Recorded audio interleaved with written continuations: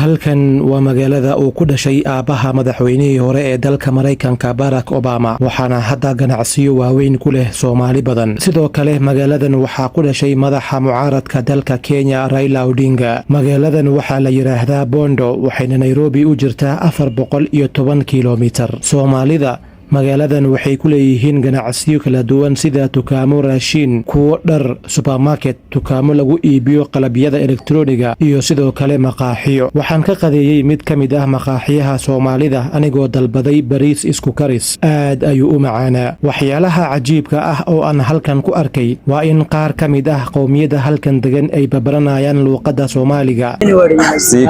Kwanza ukitaka kumwambia mtu good night ama kuwa na usiku njema, unamwambia Abeid Mwanax. Abeid Mwanax, ndio. Ukitaka kumwambia mtu unasema setae.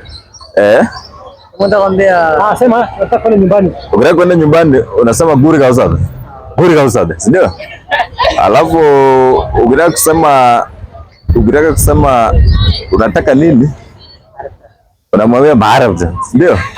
Maarabja, ndio. Ukitaka kuuliza yeye ati anaenda wapi, unamuuliza Hagausada, ndio? Yeah, si hivyo tu. Ukitaka kumwambia leta change ni 650, unamwambia lahu walgan, ndio? Ukitaka kumwambia alete 1850, unamwambia change ni 1850, ndio? Unamwambia kun sedet walhandon, ndio? 1850, ndio?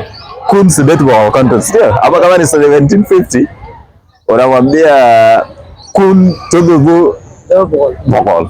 Sidoo kale magaaladan waxaa ku taala mid ka mid ah jaamacadaha ugu wanaagsan dalka Kenya, waxaana dhigta arday badan oo Soomaali ah. Magaaladan waxaa ku yaala masaajid aad u weyn, waxaana ku tukada Soomaali iyo qaar ka mid ah dadka u dhashay Bondo oo qaatay diinta Islaamka. Nolosha halkan waa mid jaban, dhinaca raashinka iyo guryahaba 2 qol iyo fadhi waxaad ku heli kartaa 6,000 oo shilin. Waxaan waraysi la yeeshay qaar ka mid ah Soomaalida halkan joogto.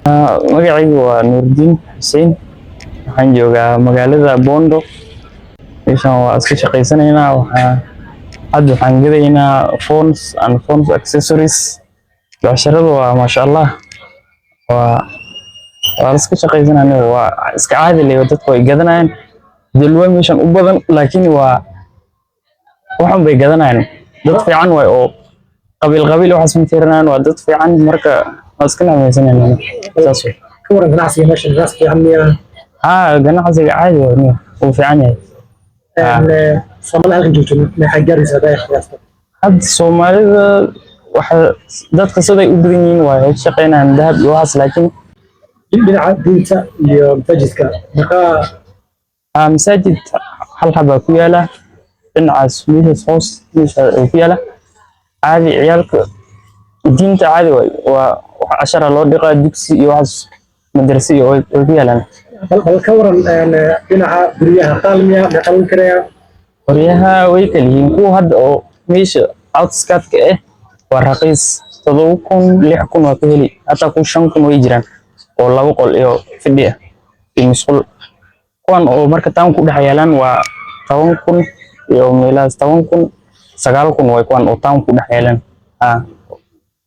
bal ka waran nolosha halkan sidee tahay dhinaca qudaarta, cunnada? qudaartu waa caadi, cuntadu way fiican tahay, caadi way raqiis. Waxa meeshan hadda nilikutura u dhow moogto waa samaki waxaas qudaartu turunti. ugu dambeyn waxay qiyaasto nambarka Soomaalida halkan ku nool badan yihiin mise sidee maxay ka gaareen? way badan yihiin wax la qiyaas karno, way badan yihiin. Assalamu alaikum wa rahmatullahi wa barakatuh. My name is Ali Adan Ibrahim, resident of Bondo. So tuko hapa just kuchapa tu kazi za maduka,